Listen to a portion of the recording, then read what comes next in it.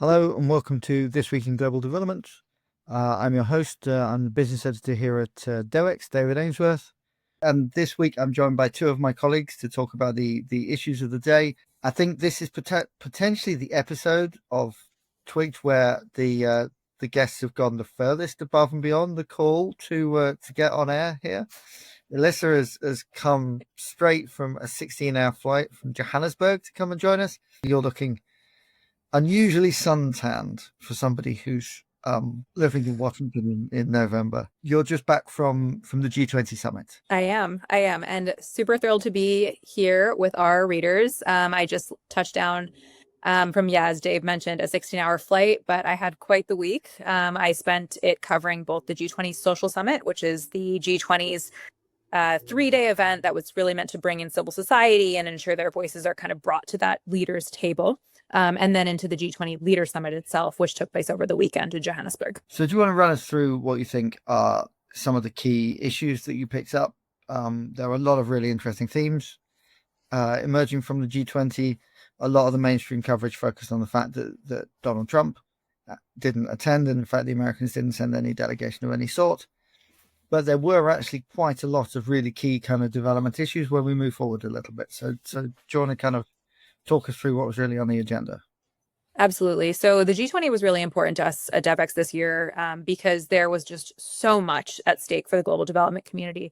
I think particularly because this is the first time the G20, which is the gathering of the world's 19 biggest economies, plus the African Union and the European Union, met on African soil. So it was the first time South Africa had ever hosted this gathering. It was the first time that an African country had ever hosted the gathering. And since the get-go of South Africa's presidency, which rotates every year, South Africa really made this G20 about the African continent. So that meant bringing in issues like debt and the massive debt burden and cost of capital that African countries were facing. It also meant putting things to the table, such as like food security, climate change, disaster resilience and response, critical minerals, and how to really ensure that African countries were getting into the game of critical minerals without falling into an extraction gap.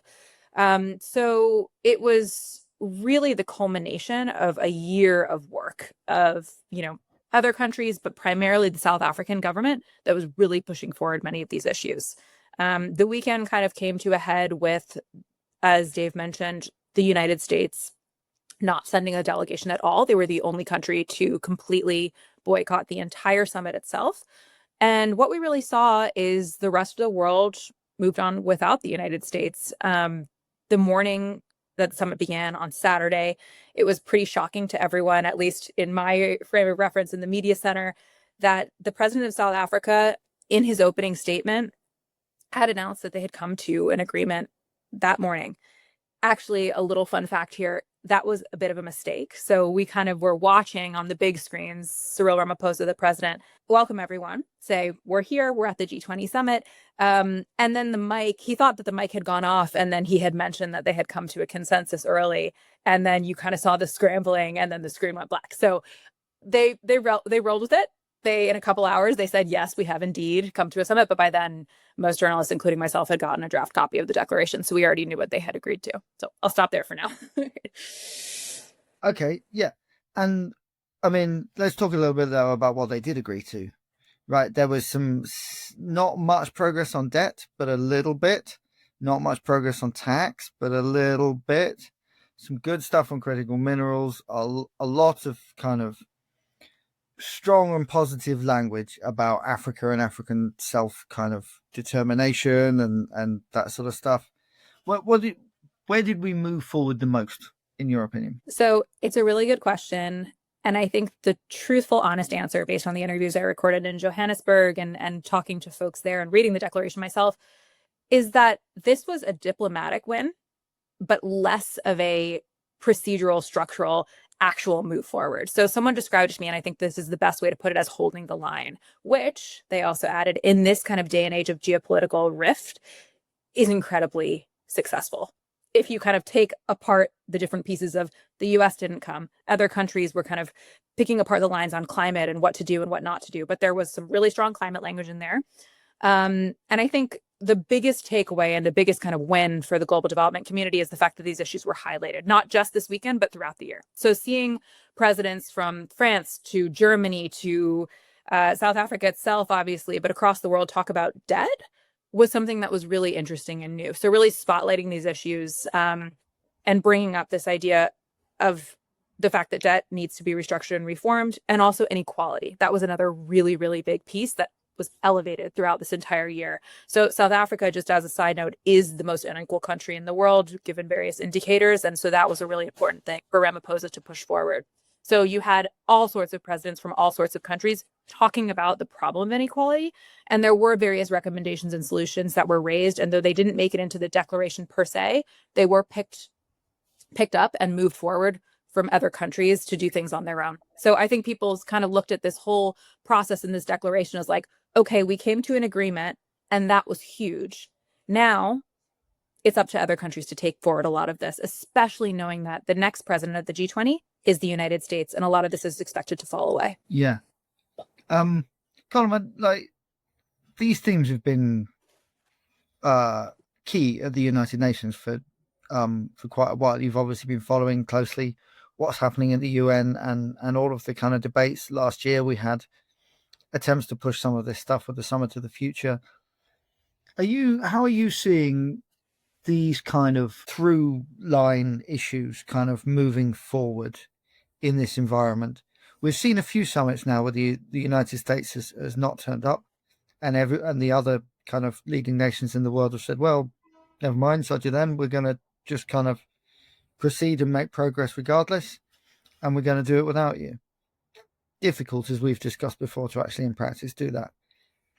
How have you seen these issues progressing kind of in the day-to-day work of the United Nations? So, like, first of all, I would say, like, the G20 to me felt like, we were back in time a year ago before Trump came back into power. So generally in all of these UN conferences, either in the G20, the UN General Assembly, there had been this sort of balanced focus on all of the issues that were sort of critical and vital to the global South, all the issues that Alyssa mentioned on debt, on climate, on inequality. And those were at the center of this discussion. And those were at the center of this discussion in New York as well, and in all these other conferences, along with this kind of global North effort to try and rally support for its security interests on Ukraine, on the war in Ukraine, and sort of other issues to sort of rein in Iran's nuclear program. So what you're seeing is that the rest of the world is continuing to try to keep the focus on on all of these issues that are no longer on the table in Washington. And it's unclear. I mean, at this point, you mentioned, there have been a couple of other agreements. There have been the Seville meeting on financing for development, and a lot of the delegates felt that it was actually a good outcome because the U.S. did not play the role of spoiler. We had the pandemic treaty. For its part, the Trump administration has had its own victories in undermining the process, either on taxation for international shipping industry, that sort of thing, pushing back on regulation. So to me, it's clear that the rest of the world wants there to be momentum, but the Americans are still, even if they're not at the table, they're the key player on a lot of these issues. They're still kind of the largest economy. They still exercise a lot of influence. So I think that, these issues are not going to go away. And, whether it's just a question of governments waiting out the Trump administration to see whether a new administration, if we have one, actually kind of returns to the table and deals with a lot of these different issues. Yeah, that does feel like maybe where we're landing at the moment. I guess for our readers, it's probably a question of trying to work out how all of these big geopolitical forces that are pushing us in different directions are shaping the world of development, what that's going to mean for development strategy and development funding and all of that sort of stuff. And it does seem to be that for the rest of the world, the strategy is kind of, let's accept that we're not going to make too much progress during the Trump administration, but let's just keep all the same things on the table. Let's make it clear that this is the direction of travel. Let's not lose any ground. And then hope that we see a Democrat in the White House in 4 years' time and we can actually move forward again and start to go ahead. Was that the vibe that you picked up, Alyssa? Am I reading that correctly? I think there were kind of two different tracks. And I think coming in as a journalist, trying to figure out which track was the most prominent, was really difficult. I flip-flopped across the days I was in Johannesburg. So the first track is what you're saying, Dave, is, people kind of, there's this idea of waiting it out, but I think it's actually more than that. It's the shifting of geopolitics. There's the shifting of power. So you saw, for example, on the sidelines of the G20 Summit, we saw India, South Africa, and Brazil kind of come together and try to revive a trilateral coalition that they had, which includes a fund for development projects across the world. And you also saw really, really powerful statements from Lula of Brazil, again, who was just coming off the back of hosting COP, and several other leaders in the global South that were really, South Africa included, pushing this narrative of we will not be bullied, we will not stand down. So that was one thing. And I think talking to people at the summit, there was excitement about the fact that global South feels like it's rising, and is rising in a way like that it hasn't before. Now, that's one track.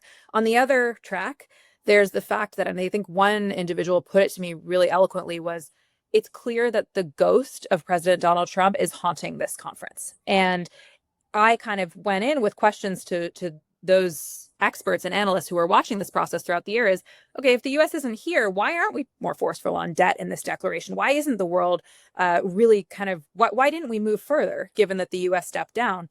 And the answer was kind of just like, just because the U.S. is here doesn't mean their influence fades. And so you saw that, for example, as Colin mentioned, there was kind of this one point in the summit where a number of G7 leaders in Europe had kind of went into a side room, and they were frantically trying to scramble and discuss the Ukraine plan that put on the table. And you just saw kind of like this room where they all were, and they were kind of holding a presser, and people were trying to get in. And then there was the global South leaders in another part of the venue, and they were holding their own press conference and briefing. So then you were kind of like, okay, well, where actually is this power lying?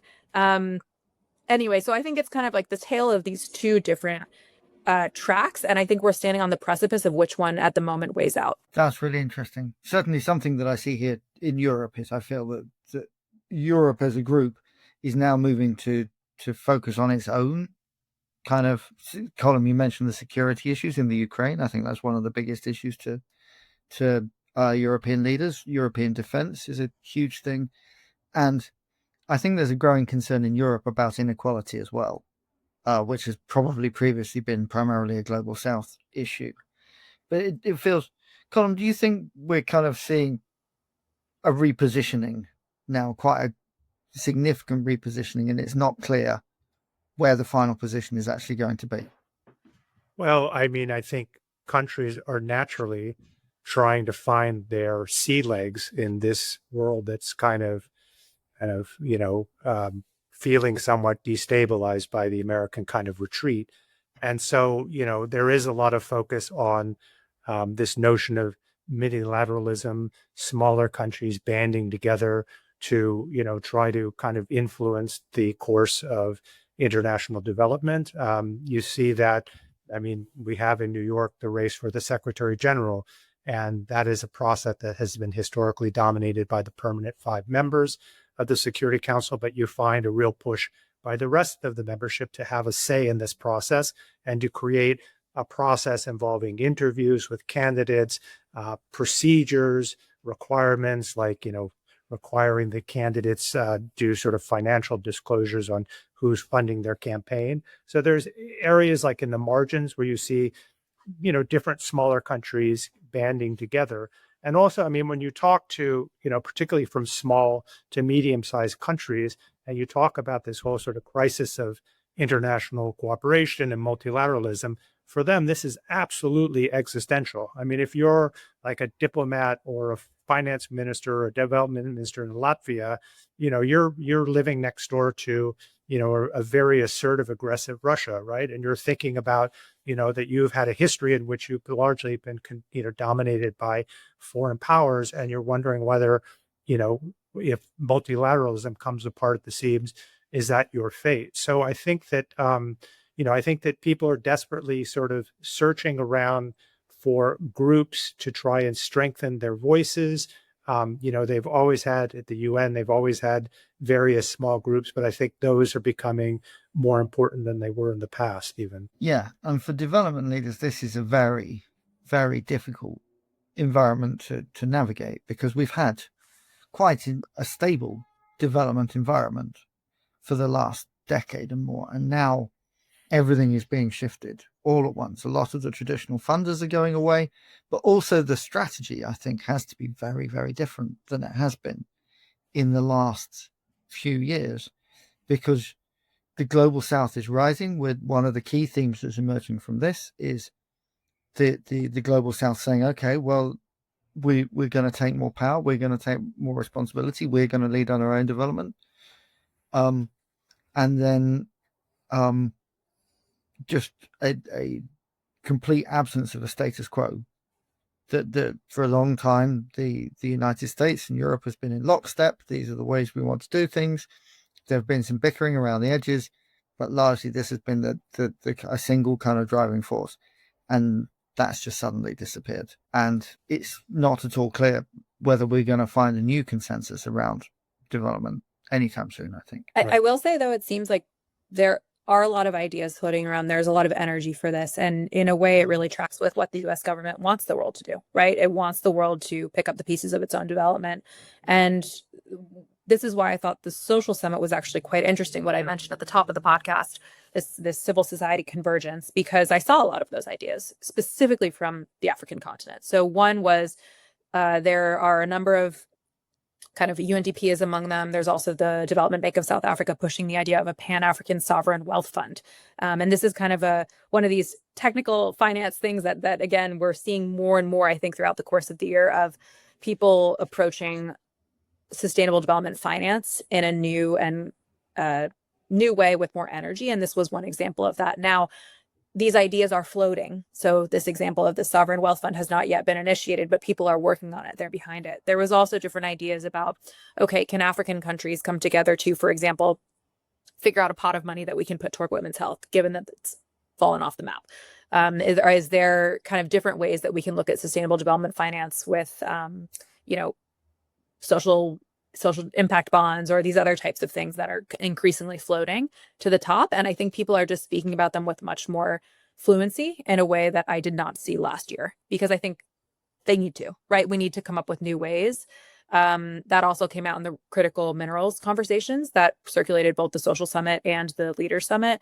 And I think this is something that I saw reporting of ours from our colleagues, Jesse and Ayanat, about this also going on in COP in Brazil. So how to really harness the domestic resources that certain developing countries have to push forward growth in a way that's domestically driven and not driven by donors like the United States. Yeah, it looks like that is really interesting, isn't it? That we're seeing so many different ideas emerging.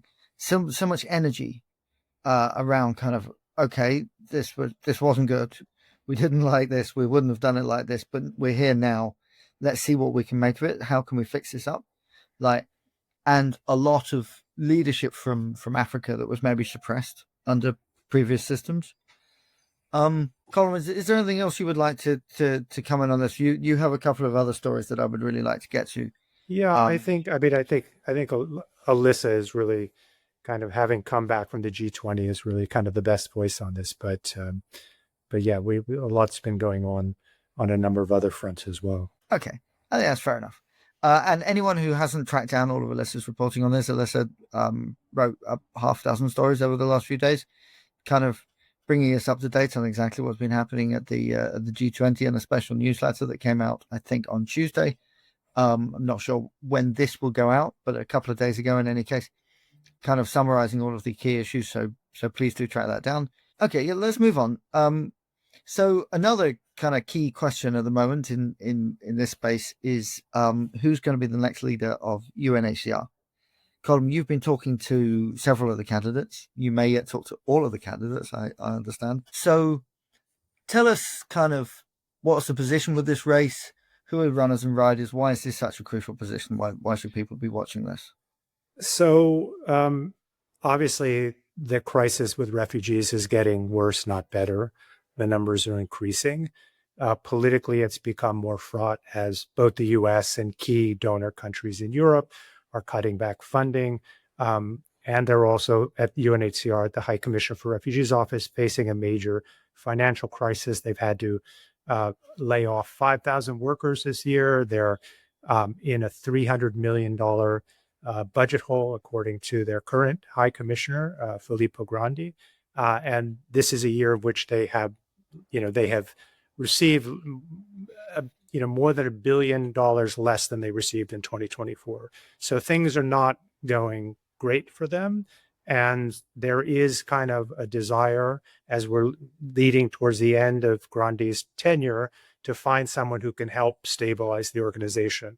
So there are a lot of voices. Most of them are from Europe. I mean, so far, I think I have written down 11 candidates. There might be one or two more, but we have a number of European candidates. We have from Switzerland, we have Christine Schreiner Bergener, who has a lot of experience in dealing with refugee migration issues. She is also was a special representative on Myanmar. She has also kind of made the case that like the race for Secretary General, there hasn't been a woman at the head of the organization in many years since Sadako Ogata, the Japanese High Commissioner, was installed in this position.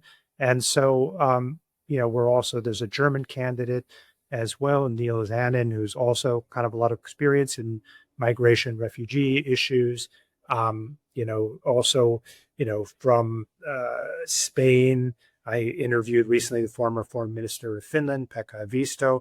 I mean, one of the sort of similar themes that's coming out is that first, there's a need to kind of stabilize the organization financially. There's a need to try to reach out for alternative sources of funding, whether that be the private sector, other non-traditional donors, everybody. I mean, this is like what everybody's been saying for the last decade, but, hoping that the Gulf states will contribute more, and that sort of thing. You have kind of really interesting, candidate like the former chief executive at IKEA, who's thrown his hat into the ring, Jesper Broden, and he has talking about, that he could use his sort of business experience. He has also at IKEA, they had been involved in programs and finding jobs for refugees, over the years. And so he wants to sort of see if he can sort of bring that to light in some of the work that they're doing. Traditionally, it's a job that's gone to diplomats, former politicians, inside players. We have one African candidate, and that's kind of interesting. We have Matthew Krenzel, who is a Ghanaian candidate. He is the head of the UNHCR office in Uganda, and he's trying to make the case that, look, it made sense that the Europeans should own this job in the early years when it was focused primarily mission on dealing with post-World War II refugee crisis in Europe, but now it's a global crisis and it's time for someone outside the region. He may have a tough time making the case that, his candidacy could help bring funds to the organization. I think that they would hope and expect, because generally you're not just hiring or appointing an individual, you're also hiring an individual from a certain country, and that country generally needs to have a tradition of contributing, having a kind of respectable refugee policy. And also, there's been a kind of informal understanding that, as the Americans always get the top jobs at World Food Program, at the UN Children's Fund, UNHCR is for the Europeans. So it's a little tough to deal with the politics of a Secretary General reaching outside of Europe. I think there's going to be a lot of pressure from the Europeans to keep the job at home. Yeah, but it's a particularly key job right where we are right now, because we've got more displaced people in the world than we've had at any stage since World War II. I think more than 300 million displaced individuals. And obviously it's risen right to the top of the agenda in many global north nations, where it's something that Prime Minister here in the United Kingdom is one of the 3 or 4 most hot button issues, I would say, for the kind of administration it's also right. And a key task for all of the candidates I've been talking to I've been asking him, how are you, what's the case that you're going to make to Washington to get them to continue supporting UNHCR? They have already pretty much undermined the traditional, kind of U.S. refugee resettlement program. They are trying to kind of globalize a more restrictive policy that focuses more on borders and national sovereignty rather than the interests of protecting refugees. So that's going to be a difficult conversation. I mean, someone like Broden would say, the Swedish candidate who was with IKEA, and hopefully his business experience would be something that would, that would align with kind of the kind of support for private sector outcomes in Washington. The Europeans, I mean, a number of them have been both on the donor side and also on the UN side asking for money. And so they feel that they kind of understand the dynamics of this. And also, they've all kind of highlighted that they want to be both principled, support protection of refugees as the major goal, but also pragmatic. And that often means making certain kinds of compromises to address the concerns of the Europeans, the Americans are having about not letting too many migrants into the country. I mean, I just want to go back to that number you mentioned about the number of displaced, which is true, but the refugee population is smaller. It's still massive, but it's closer to between 35 and 40 million. The others are internally. All of those individuals are refugees, yes. Okay. All right. And we're running low on time, but I do just want to bring up one last extraordinary story, which you're working on right now, which we hope to publish in the next day or so. It may very well, we expect that it will be published by the time this goes out. Obviously, we can't be absolutely certain it's not live at the time of publication, but we expect it will be by the time you hear this, which is the situation in Haiti, where the argument is over exactly how violent a peacekeeping force should get. Do you want to fill us in on the details about that one as well? What we have is a situation where the United States has had some success at the UN in the last couple of weeks. They've authorized an international force for Gaza. They have authorized, or they have pushed through the Security Council a resolution which creates a gang suppression force in Haiti, right? But what they haven't done is provided a lot of detail on the rules of engagement, about personnel, what countries are going to be participating. There's a lot of open questions, and those are being hammered out now, and those are difficult questions. So on Haiti, what's going on is there's a bit of tension between what kind of force is this? Is this a law enforcement operation that's dealing with criminal gangs, and they're trying to kind of impose law enforcement solutions, or is this an all-out armed conflict? In which case, there are two different legal regimes that would apply. In a law enforcement operation, you would operate under the rules of international human rights law. Under an armed conflict, it would be international humanitarian law. And the difference is under international humanitarian law, basically, those are the laws of war. Those mean that you have pretty wide scope for searching, seizing, attacking, killing enemy combatants. On law enforcement, there's all sorts of requirements to use force in self-defense and other limited ways, and also issues about how do you detain, who gets to detain these people that you're fighting with. They should be detained by the local authorities under human rights law, but the judicial and police systems in Haiti are quite dysfunctional. So a lot of this is really very complicated issues to work through, but there you can see that there's some tension with the U.S. being naturally pushing a little harder on the more robust mandate, and others a little bit concerned about getting drawn into that. One of the reasons they're concerned is that they're watching the U.S. deal with drug traffickers around the issue of Venezuela, and the U.S. has been going out and summarily killing alleged drug dealers. And there's a concern that that the U.S. are treating that like an armed conflict, when a lot of the U.S. government's own lawyers see it as a law enforcement operation. So there's concern that these general kind of rules of the road are being expanded and changed in a way that could be difficult for some member states to swallow. So they have had some successes in these negotiations. Yesterday that would have been on Tuesday, there was a meeting at the Canadian mission where interested governments, a number of governments, including the US, finally agreed to identify a special representative who would provide special sort of strategic guidance in the mission.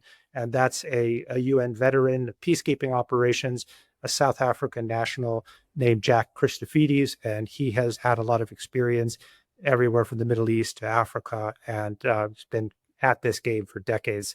They still haven't identified a lead battalion that will go in and establish this force's kind of presence. And that's going to be a difficult negotiation. They're hoping there's going to be what's called a force generation meeting on December 9th at the Canadian mission, where they try to convince other governments to participate. But so far, I think they have Benin and Chad have made commitments, but others are sort of waiting to see what the rules of the road are, what happens when they finally agree to the concept of operations. So far, they have provided a summary of it, but they're still trying to work out the last minute details of what's going to be in the concept of operations. And hopefully we'll have it done by December 9th when they have this meeting to try and persuade others to join the mission. Okay, this was an extraordinary story. I thought I read it. The argument over whether we should use the word kill seemed like an interesting, but you don't see that very often in this kind of diplomatic negotiation. But right. I mean, that I didn't mention it, but essentially what happened is that they have been negotiating this, the concept of operations, which is basically lays out the detailed kind of rules of engagement for the operation. And it's much more detailed than the general UN Security Council resolution that authorizes the force.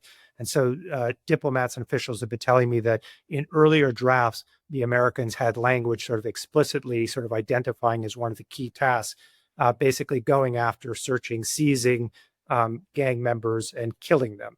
The others, I think, were a little uncomfortable with that language.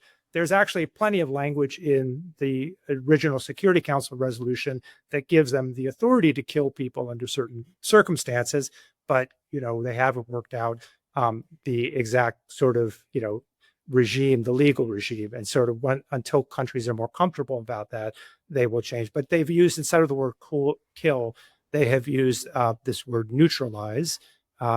Detain and deter is the language they use, and so it provides them with pretty broad authority to engage in lethal operations, but it isn't quite so explicit. Yeah, it doesn't make kind of lethal operations the first. It's not plan A. Yeah. At least, yes. Okay. All right. I'd love to talk more about this, but I think we probably want to wrap this up. Our readers probably want to get back. If you're an American reader, you're probably wanting to get back to Turkey or leftover Turkey, depending on when you're listening to this.